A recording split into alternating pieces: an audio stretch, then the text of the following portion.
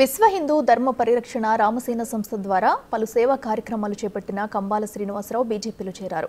అటల్ బిహారీ వాజ్పేయి శతజయంతి రోజున బీజేపీలో చేరడం సంతోషంగా ఉందని, నరేంద్ర మోడీ, యోగి ఆదిత్యనాథ్, పురంధేశ్వరి స్ఫూర్తితో బీజేపీలో చేరానని కంబాల శ్రీనివాసరావు తెలిపారు. మోడీ నాయకత్వంలో దేశం అభ్యున్నతి సాధిస్తుందని కంబాల తెలిపారు. అంబేద్కర్ను అమిత్ షా అవమానించారని జరుగుతున్న దుష్ప్రచారంపై కంబాల మండిపడ్డారు. ఈ సనాతన విశ్వ హిందూ ధర్మ పరిరక్షణ రామసేన అధ్యక్షుడిగా నేను సేవా కార్యక్రమాలు ఇంకా కొనసాగిస్తున్నాయి.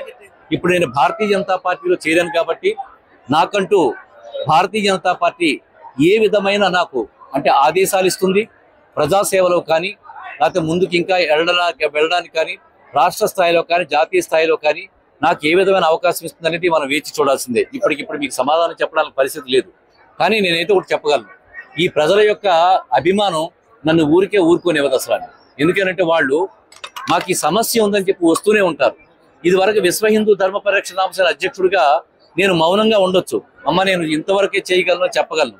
కానీ ఇప్పుడు సమస్యలతో వచ్చే జనాలకి తప్పనిసరిగా నేను కూడా సమాధానం చెప్పాల్సిన పరిస్థితి వస్తుంది. కాబట్టి మా యొక్క అధిష్టానం దృష్టికి ప్రజల యొక్క సమస్యలు, అలాగే రాజకీయ లబ్ధి ఏదైతే ఉందో, భారతీయ జనతా పార్టీ నుంచి ఎన్ని కోట్ల రూపాయలు అయితే నిధులు వస్తున్నాయో, ఎన్ని వేల కోట్ల రూపాయలు మనకు ఆంధ్రప్రదేశ్కి, తెలుగు రాష్ట్రాలకు వస్తున్నాయో, వాటి యొక్క వివరణ ప్రజల్లోకి తీసుకెళ్లడమే కాకుండా ఎన్నో కార్యక్రమాలు ఉన్నాయి.